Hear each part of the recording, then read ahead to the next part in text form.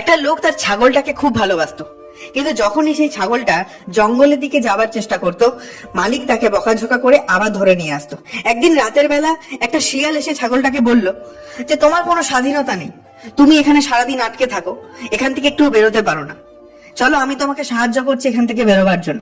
ছাগলটা সেই মিষ্টি কথায় গলে গিয়ে সেই শিয়ালটার সাথে সেখান থেকে বেরিয়ে জঙ্গলের দিকে চলে গেল। কিন্তু কিছুটা সময় পেরোনোর পর ছাগলটা বুঝলো যে সে জীবনের সব থেকে বড় ভুলটা করেছে।